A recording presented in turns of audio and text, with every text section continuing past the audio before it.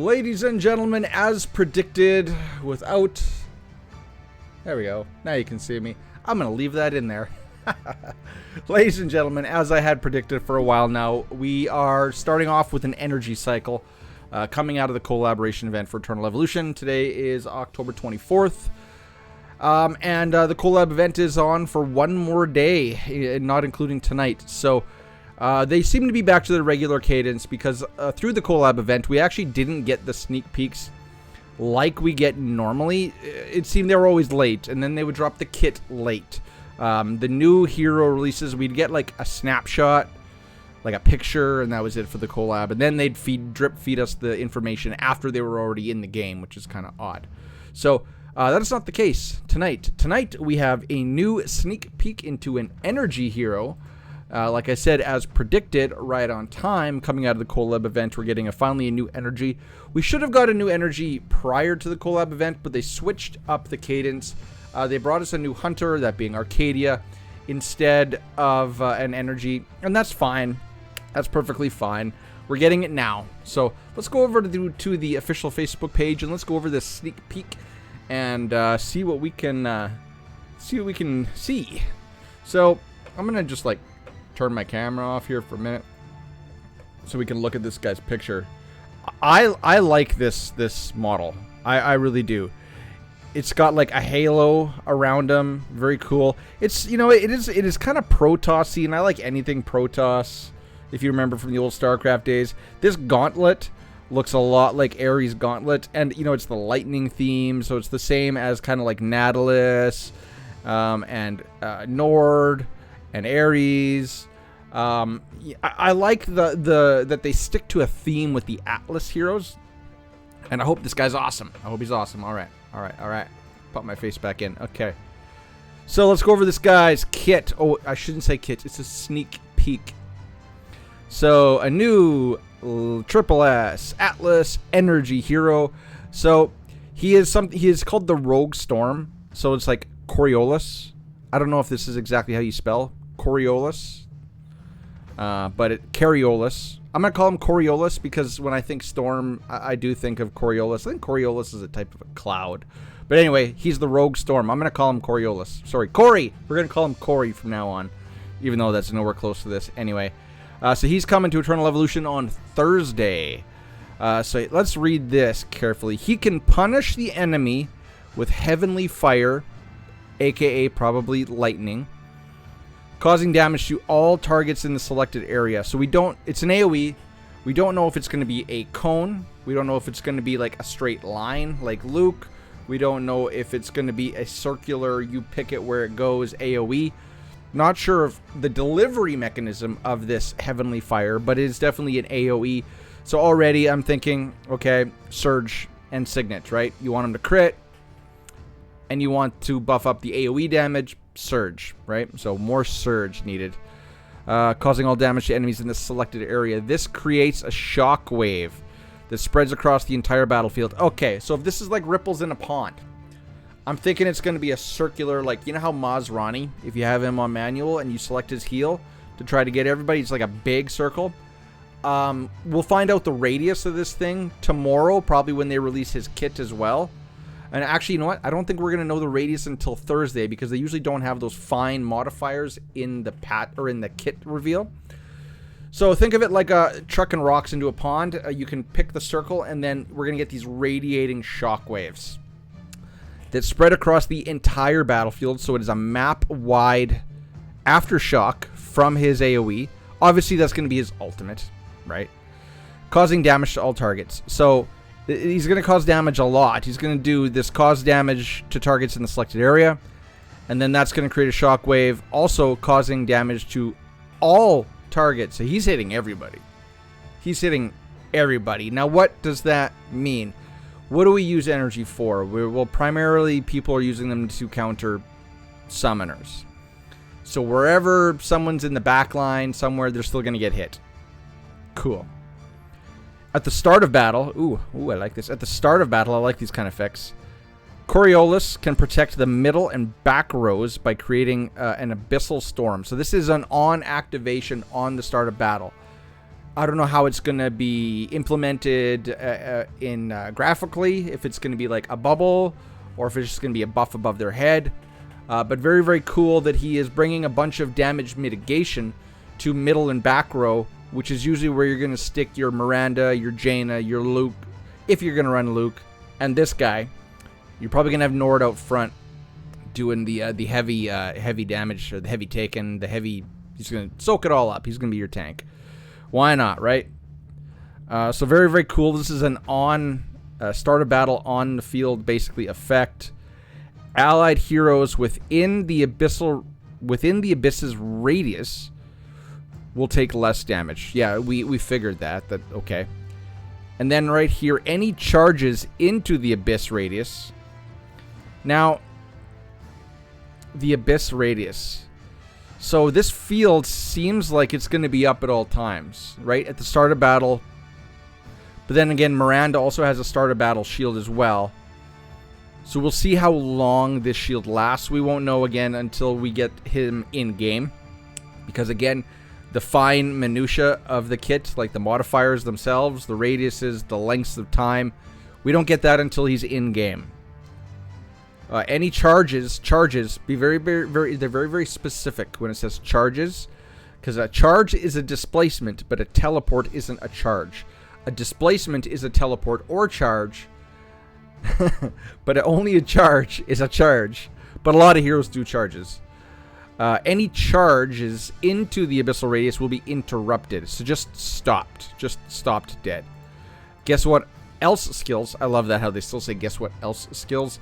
Guess what other skills he will have in the comments after reading the full. We'll get to the comments. But most of the other content creators have already picked up on this as well. So I'm late to the punch because I had to work today. But who does charges? Well, all of the vanguards have a charge. All of them. They all have a charge. Even Guan Yu, even though you're never going to see Guan Yu. They all have a charge. But certain other heroes also have charge. Like, actually, Taylor has a charge. If you guys didn't know that. I do believe it is his ultimate, right? Blah, blah, blah, blah, blah, blah, blah. Yeah, allowing him to quickly charge to any place on the battlefield. So, they don't have to be a Vanguard to have a charge. And most notably, the counters to Energy Team, or the Energy Team, is Assassins, which you're not going to do anything about that. Assassins are still going to eat you alive. But also tanks are a very easy counter to Energy, because you're just chucking a tank into the back row, and then he's just killing Luke, Miranda, and Jaina, and it's over, right? Basically. So, let's go to tanks. And the reason how that mechanic works is Teresh. Yes, Teresh, my favorite Tauren. So, let's read his ultimate. No, is it his ultimate? Yes, it is his ultimate. No, it is not his ultimate. It is this one, his Minotaur Slam passive. After 5 seconds into the battle, Teresh charges at an ally in the same row. That probably won't get affected, because that's going to be outside of the purview of the Abyss field, because it's going to be on their side of the battlefield. But he does a charge at a same row ally, and then he throws them to the enemy side of the battlefield. This effect, right, this throw effect is equivalent to a charge as well. And targets become blah, blah, blah, blah, blah. So it's a charge. So it's going to be really funny to see, like, are they still going to land in the back? Are they just going to, like, hit the field and then just drop straight down onto Nord's head? I think so. I think that this guy was specifically made so that you would need assassins to counter the energy, and then tanks can't. So possibly, and I know hunters do still counter the tanks. Assassins also counter the tanks. But we'll see. I think summoners, yeah, it was a pretty much auto win against summoners. I think this just makes the Energy Team a little bit more defensible. So there's that. So that's the important thing to think of, or to keep in mind when it says, where is it, right here at the start, blah, blah, blah, blah, blah, blah, blah, blah. Any charges into the Abyss radius will be interrupted. I really hope that stops the throw altogether, but we'll see. Hero characteristics, anti-charge. Again, that's primarily Vanguard. I wasn't using Vanguard up against him anyway, but it also, if people were going to bring in Ares, because Ares is like a little bit of a one-man wrecking crew, Ares is going to be useless against this team because Ares, his whole thing is his charge, his ultimate ability, which is a charge, him ping-ponging everywhere, grabbing people, hitting people, not being able to take damage. Basically, it renders Ares just completely shut down, right? Just moot point. So Vanguards aren't going to be able to touch summoners, or not summoners, energy. Damage to all, that's very, very good. Again, we're going to have to get that surge set ready. I'm going to have to prep that on my main account. Hero overview. Okay, true damage. All right, true damage is nice, especially when you can AoE. This guy, think of him as an upgraded Luke, and you're probably not going to use Luke anymore. Luke is probably going to be off the team unless you want to run, say, if you don't want to run Rez on this team, you could run like Nord Miranda up front, and then Luke, KAREOLIS, and Jaina on the team, right? 4 energy team with Miranda who buffs up energy units. That could be the case. We'll see how hard he hits, because right now Luke used to hit so hard, but Luke now it kind of hits like a wet blanket. He does clear out summoned creatures very well, but his attack itself, now with all the damage mitigation, crit damage mitigation, all that stuff, the increased health pools, doesn't seem to do as much damage, even though he's got such a high attack. Ultra long range. This could just mean the ripple effect from his ultimate, how it goes through the entire battlefield. It's probably what that means, but he is going to have some other skills as well in his kit. Hopefully they also have really, really long range like Luke. Luke could stand at the very, very, very, very back of his area and hit everyone at the very back of the opponent's area. Hopefully he can do that as well. He's going to have to, and if he can do that, and it does do true damage, and he's going to have true damage on true damage, because if he's under Miranda's shield, his attacks do true damage as well anyway. I think summoners are just toast against the energy team, which is kind of nice. Even though Vanguards work, for me, Vanguards work very, very well against summoners as well. So we'll see if this allows more people to stay alive, then you can get more points in Hell Arena, in Summon Arena, etc., right? And then ally protection, we already know what that is. That's from the Abyss shield that he's going to put up at the start of battle. Again, we don't know how long that shield is going to be up, but we'll find that out Thursday on release. You will be able to recruit him for limited tickets. I love it. Limited tickets. Bye-bye Collab tickets. Pro tip, use all of your Collab tickets, because I think they're going to be wasted or turned to diamonds after tomorrow.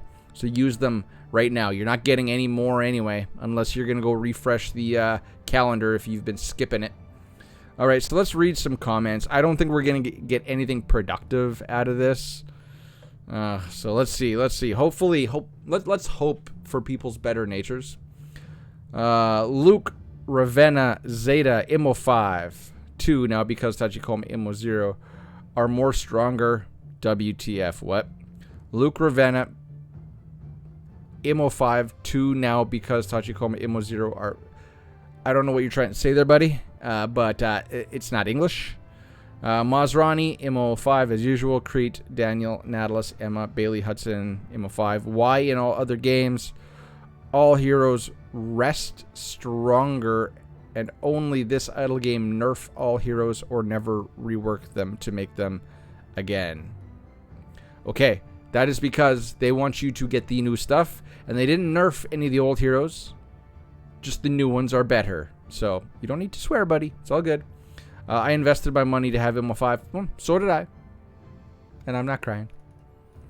Master Styles, another fellow CC.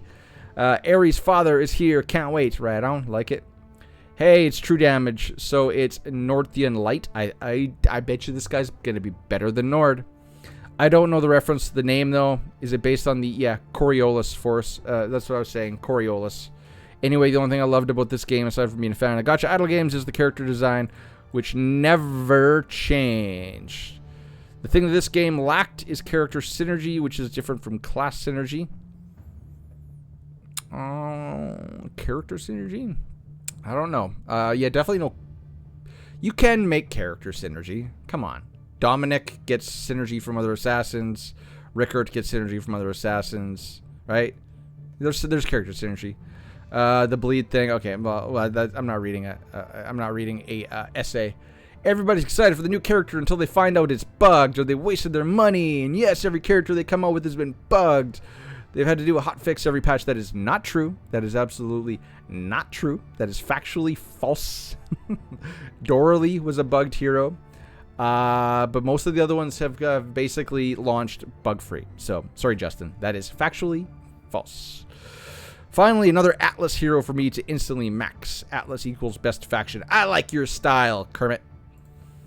Now we'll read a few more. Sin's going to be benched against Energy once again. Why? Why? No. Assassins teleport. They don't charge. You can definitely use Assassins against Energy. Character design is top tier, though. Reminds me of why most of us started playing this game. Awesome. I agree with you. Good. Hey, there's been more positive than... more positive than negative. Design is beautiful, but it's quite annoying that every Atlas hero has the repeated color palette. Fair enough, but most of them are obviously of the same race. And that's their culture. This is like... I like that it's distinct. Come on, the Terrans are more that, like, grungy, like, soldier, futuristic armor type. The Wenfir are just straight up animals and demons. These guys are like space priests. Space priests. Looks cool. Like it. Northion's little brother. Will there be an event for him? Yeah, it's called Spend Your Limited Tickets. And then get a free copy on the Mirror of Reformation. Wow, almost my name. Oh yeah, KAREOLIS. Hey, that's cool. Right on. Damn, just dropped 40 tokens. I should have saved for this champ. Always save 60 for the new hero.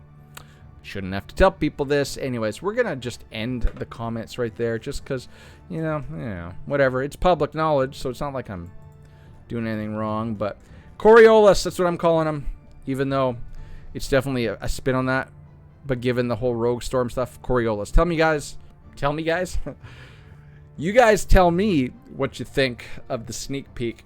Do you think he's going to, specifically down in the comment section below, tell me whether or not you think he is going to make Energy the next meta team. Or just bring them up to par with, say, tanks and summoners. Do you think that KAREOLIS is going to be better or worse than Nord? So that's it. Better, worse than Nord. Is the team going to be A tier along with Assassins, tanks, and summoners? And we'll leave it at that, ladies and gentlemen. Can't wait for Thursday.